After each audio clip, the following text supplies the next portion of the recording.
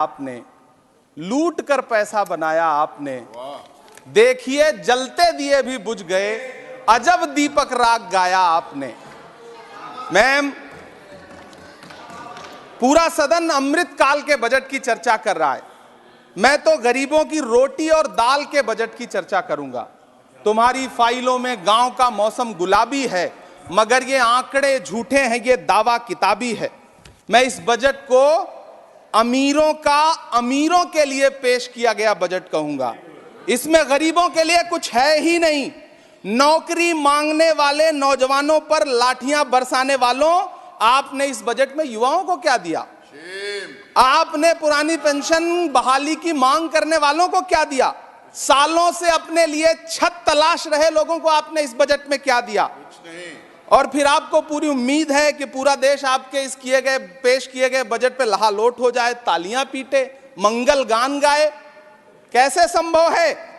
मैं सदन में खड़ा होकर के इस बजट पे चर्चा करते हुए कहना चाहता हूं कि इस बजट में फुटपाथ पर रहने वाले, छप्परों में रहने वाले, झुग्गियों में रहने वालों के लिए क्या है, उनके लिए क्या है जो प्रधानमंत्री के किए गए वायदों की बाट जोह रहे हैं।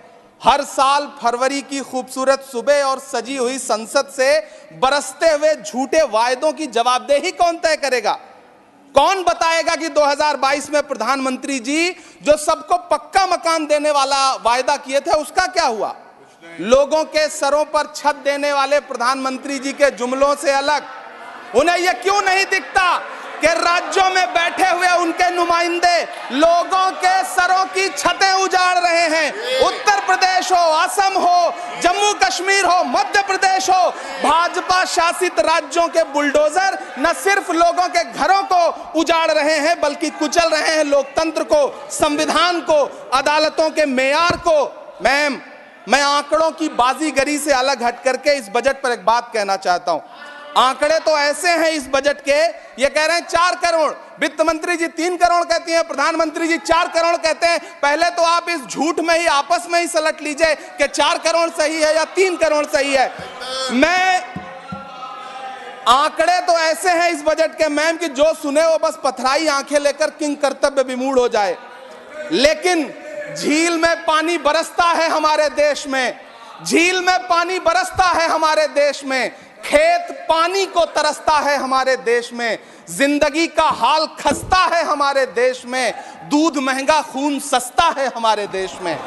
मैम, रोजगार, महंगाई, किसान, मनरेगा, पेट्रोल डीजल के दाम, गैस सिलेंडर के दाम, फसलों की एमएसपी की गारंटी, इन सब जन सरोकार की बातों से इस बजट का कोई लेना देना नहीं। हमारे ट्रेजरी बेंच के साथी हंगामा कर रहे हैं। मैं तो कहना चाहता हूं मैम, वो एक बार इनके एक नेता एक गांव में गए और उन्होंने गांव में कहा कि गांव वालों आओ, मैं तुम्हारी समस्याएं समाप्त करना चाहता हूं। गांव वाले इकट्ठा हो गए। नेताजी ने गांव वालों से कहा बताओ तुम्हारी 2 समस्याएं बताओ, मैं दोनों समस्याओं का यहीं पे समाधान करूंगा। तो गांव वालों ने कहा साहब हमारी पहली समस्या है कि हमारे यहाँ कोई हॉस्पिटल नहीं है। तो नेताजी ने मोबाइल निकाला, कहीं फोन मिलाया और मिला के फोन पे पता नहीं क्या कुछ कहा कि यहाँ गांव में हॉस्पिटल नहीं है, हॉस्पिटल तुरंत, यहाँ हॉस्पिटल चाहिए। गांव वाले खुश हो गए कि 1 मिनट में यहाँ हॉस्पिटल आ रहा है। अगली समस्या के बारे में उन्होंने, नेताजी ने गांव वालों से कहा कि मैंने आपकी पहली समस्या समाप्त कर दी, दूसरी समस्या बताओ। तो गांव वालों ने कहा साहब इस गांव में कोई भी मोबाइल का नेटवर्क ही नहीं है। ये है इनके काम करने का तरीका, ये है झूठ बोलने का तरीका। इन्होंने वायदे किए बड़े बड़े, जो 10 साल के इनके वायदे हैं मैं उनके बारे में बात करूंगा। वायदों से ज्यादा इनके नारों पे बात करूंगा। पहला नारा था बहुत हुई महंगाई की मार, अब की बार मोदी सरकार। आइए इस नारे की समीक्षा करते हैं। पेट्रोल, डीजल, गैस, ये तो बड़ी बड़ी बातें हैं। आटा, चावल, दूध, दही, पनीर, छाछ, सब चीज पे जीएसटी। अरे ये फिल्में टैक्स फ्री करने वाले लोग कफन तक पर जीएसटी लगा रहे हैं और ये गरीबों की बात करते हैं।